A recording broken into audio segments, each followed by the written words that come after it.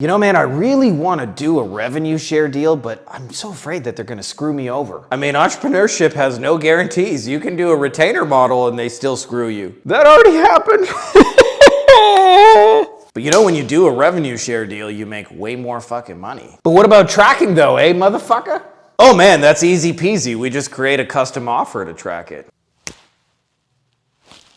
What's up guys, it's Frankie, and in this video we're going to be talking about revenue share partnerships. This is a scary thing in the industry, and the general consensus is don't do this. I'm here to tell you that the general consensus is wrong. I think of my friend Tony T, who's done over $5 million in partnerships in the last 2.5 years.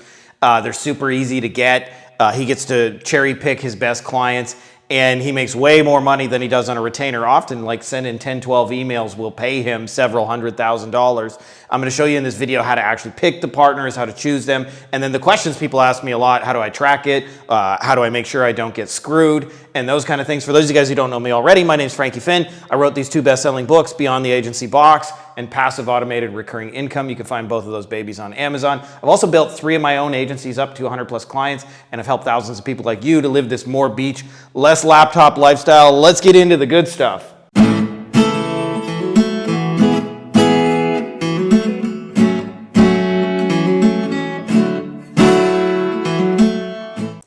All right, so let's start with the number 1 and number 2 questions that most people ask me, and then I'm gonna show you a third question, which is actually the question you should be asking if you wanna do this kind of model. So the first thing is people ask me, how do I make sure I don't get screwed? Which is kind of like this, by the way. What are my chances? Not good.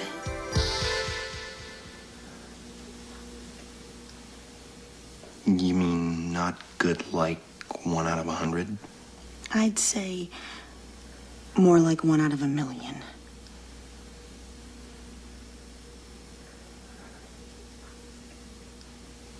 So you're telling me there's a chance?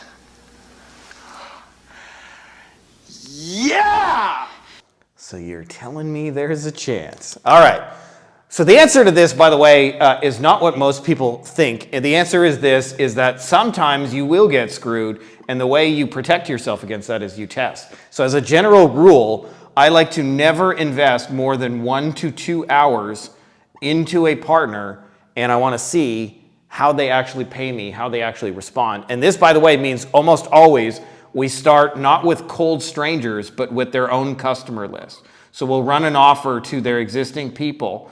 We will make a sale or 2, and then we will shut the fuck up and see what happens. And by the way, often people worried about getting screwed, but more common, much more common, is that they take their sweet ass time in paying you and they make excuses and things like that. That is actually more common than getting outright screwed. But nonetheless, the answer is we test.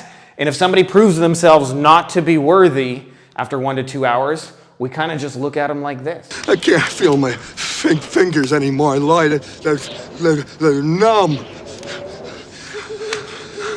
Ooh. Maybe you should wear these extra gloves.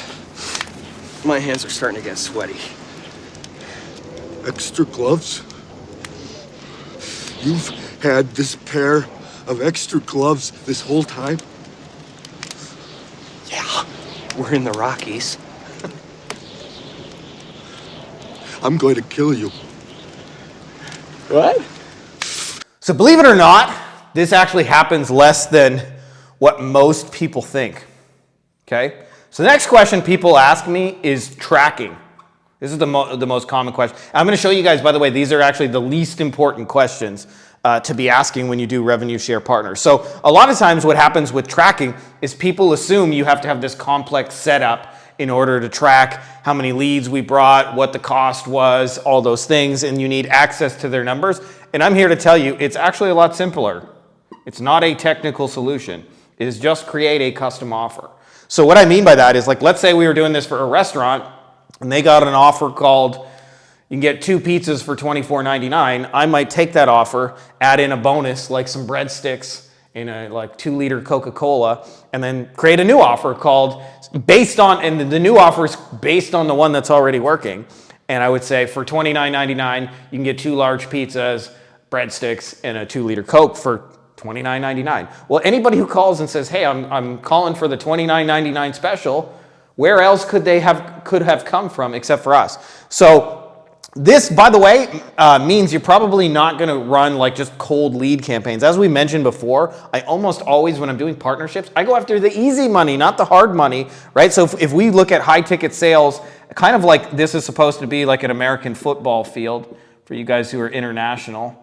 So it's 100 yards long. A lot of times what people do is like imagine the ball is here and they're trying to bring cold strangers 99 yards. But what we're actually doing in a revenue share partnership is we're looking at what's already close to the goal line. Who's already buying it? Who's already said they're interested? And sometimes we might add a little bit of follow-up, which is why we can run a test in 1 to 2 hours. Because if you're trying to drive the ball 99 yards, it's going to take some time. But if you're going, hey, let us just put an offer in front of your customers and see what happens. So this will accelerate this and make this happen a lot faster for you. But the answer to the tracking thing is not actually to have perfect tracking. It is a custom offer. And if you have that custom offer in place, it makes it far less likely for you to get robbed like this. 8 stolen bases. High fly ball, well tagged this time, and Junior going back to the track. The wall makes the leap and makes the catch. Amazing catch by Junior as he takes up. I remember that game especially because my dad took me to that one. My dad was an alcoholic, mostly not their parent, but that was one of the few things we had together. And I still can't believe Junior caught that ball over at Tiger Stadium. I was like, no fucking way. To me, that's still the coolest catch I've ever seen live, and I've been to a lot of baseball games. Anyways, I don't want you guys to get robbed. That was the point of this, okay? So let's talk about the most important detail. Who makes for a good partner? Because in a lot of ways, people are asking the wrong questions. And I'll tell you firstly who does not make a wrong partner. Let's talk about the wrong fit. The no, let's say no to these people. And the answer is the bottom 80%. And often, by the way, they will propose revenue share deals to you. They will say things like, well, I've been screwed by like 6, 7 marketers before. Why don't you bring me some business and then I'll pay you after I get it? And when you hear that, you should run. Why? Because what they're really saying in kind of code is I have broken offers, I have broken funnels, I have broken sales processes, none of our shit is working, none of the other marketing companies we've worked with have been successful, and now we want you to save us. The problem is you really need to build that business up from the ground zero. So let's talk about who is a yes. And these are the people that are actually doing it. As Yoda would say, All right, I'll give it a try. No, try not. Do or do not. There is no try. good old Yoda, old school Yoda, the do or do not, there is no try. So the yes, by the way, revenue share deals work best when you're working with the top 1 to 5% of the market. The people who are already winning long before you showed up. And there's a simple reason for that. They often have working offers. They have working funnels. They have working sales processes. They often have a CRM. They track things. They know their numbers. They have a professional team. They have a continuous improvement process. And so there is a tendency to want to do revenue share deals to save businesses. And instead what you want to do is amplify the ones that are already working. And by the way, this is equally true in retainer models, that if you work with the bottom 80%, your shit is going to be a lot harder than if you work with the top 1 to 5% who are already winning before you showed up on the scene. So this just becomes way more obvious when you're doing the work first and getting paid second. So I want you guys to really, really focus on, I'm only doing this for people who are already winning. And then we're going to test them small to determine, are they going to screw us? Is everything going to be properly tracked? And what happens is, the worst case scenario is you invest 1 to 2 hours and it don't work out. You put an offer in front of people that you thought was going to work, which happens, by the way, probably 2 times out of 5, 3 times out of 5. But if you're okay with it not working every time, the flip side of that is, like I mentioned, Tony T doing $5 million a year. Or not a year, sorry, like 5 million over the last like 2.5 years. So I don't know, like 2 million a year. And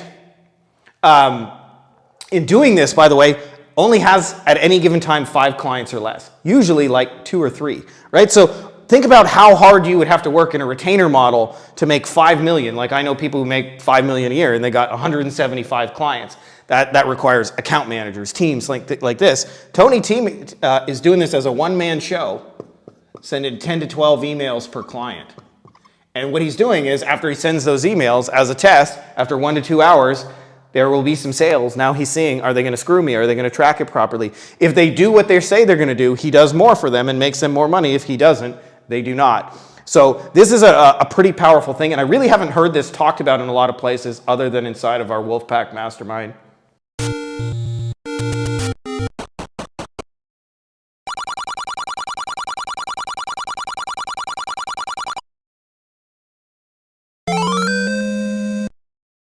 It is, in fact, dangerous to go it alone.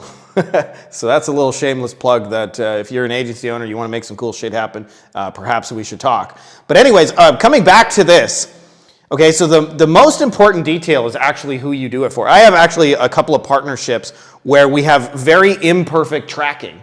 And I can think of a scenario where one of them said, hey, we made some sales based on the stuff you did, and just to let you know, we have a $15,000 check with your name on it. And it would have been so easy for them to screw me, right? It would have been so easy because I actually didn't have perfect tracking. And in actuality, the reason why they want to pay their partners and see their partners successful, because they don't want just to make money with you one time. They want to make money with you again and again and again and again, right? The flip side of that is, I remember the first time we got the idea to do revenue share deal, we tried with a little roofer, sketchy roofer in, I want to say Louisiana. And I remember we had perfect tracking. So we used a solution called Twilio, and we could listen to every phone call, and we could hear the actual business they signed, and we played him the phone call, and he never paid us. And part of the reason is because we did it for the bottom 80%. We did it for the people who were mostly losing at the game of business and then wanted us to come in and save them and rescue them. The more we do this for amplifying winners, the more we find it's actually easy to create partnerships. And the other thing too is, like, when you do this for the top 1 to 5%, the companies that seem like they have it all figured out but do not, I promise you, like, say we're doing this for a company that's already doing 100 million. You know, we've done this, or I should say we've had people, because it's not just me personally doing this, but we've had people in roofing do this, in online coaching, and also really all sorts of different industries. I'm not going to list them all. But like, let's say you'd create a solution that just moves the needle for them 1% and they're doing 100 million. Well, you just added $1 million worth of value. Maybe you just tweak a sentence they say on their phone calls, or maybe you offer something extra to their existing people, and it only really takes 2-3 sentences to add it. Well, if you add 1% and you add $1 million of actual, like, take-home value, it's a lot easier to say, hey, I'm totally fine, just pay me $250,000, right? It's a lot harder to get somebody to pay you $250,000 up front. Not saying it can't be done. We have people doing that as well. But I don't know very many people that are above 10K per month with retainer models. There's a few of them I know, but not very many. Like, maybe 1% of agency owners get to this pricing. I find most people that do full-time partnerships at least make 10K with each partner. And it's because they're working with people who already have a lot of action, already have a lot of activity. Ergo, a 1 to 2%, 3% tweak creates massive value, and therefore it's easy to ask. So like, when I think of Tony doing 5 million, a big secret is he works with companies that are already doing 20 million and above, and therefore when he sends out a couple emails and they make some sales, like, it's almost instantaneous. In fact, in most cases, Tony's starting with at least an email list of like 10,000 people, usually like 20, 30,000, which is, again, they're $100 million. And part of the reason, by the way, which I went deeper on this book, if for those of you guys who haven't read it, Passive Automated Recurring Income, is these guys have all kinds of digital assets to work with, right? Like, if I send an email to a stranger, that's going to be harder to convert than if I have 10,000 people who've already paid me one time, right? Like, that's a digital asset, a list of buyers that makes that a lot easier. If they have a working offer and a digital asset, you would be amazed, by the way, companies that do 100 million is they know there's probably 1,000 things they could be doing. They have time for maybe 3, 4, 5. So if you come in and say, hey, I'll do the 6th thing, totally for free, I'll take on all the risk, I'll do it, I'll go sell your stuff, and you can just pay me like a commission salesperson. These deals are pretty easy to get, and deals are easier to get than clients, and as a result, you can cherry pick who you want to do this for, which is everything, by the way. The most important detail is who you do this for. So like, I mentioned, we have somebody doing this in the roofing industry, for example. When we tried doing it for broke roofers, they just ripped us off and screwed us, which is why most people say revenue share doesn't work and you'll just get ripped off, because they do it for the wrong people. But Dan, for example, ended up doing this with like a company that has 40 trucks on the road and has crews across 3 states. In other words, a top 1 to 5%. I remember the first time he sent me a message all excitedly, they closed a $400,000 commercial roof. The profit margins on that were like 30%, and they sent him, I don't know, like 12, 15 grand. And all he did was generate 1 lead, right? 1 fucking lead. And he got like, I don't know the exact amount, somewhere like 12 to 15 grand, something like that. Let's say 12 on the low side. But 12 grand for generating 1 lead, it doesn't usually work like that in a retainer. And I think of somebody else in our mastermind who helped somebody generate 15,000 sales. I shudder to think if they had sold that as a $2,000 a month service instead of an $800,000 partnership, which is what they actually got for that week's worth of work. So anyways, that's all I have to say about revenue share deals. If you guys got additional questions, you can always leave them below this video, and I'll do my best to answer them. And if you're not already subscribed, make sure to subscribe for the Golden Dad Guns. May the force be with you. Buy my book, or I will fart in your grandma's favorite hat.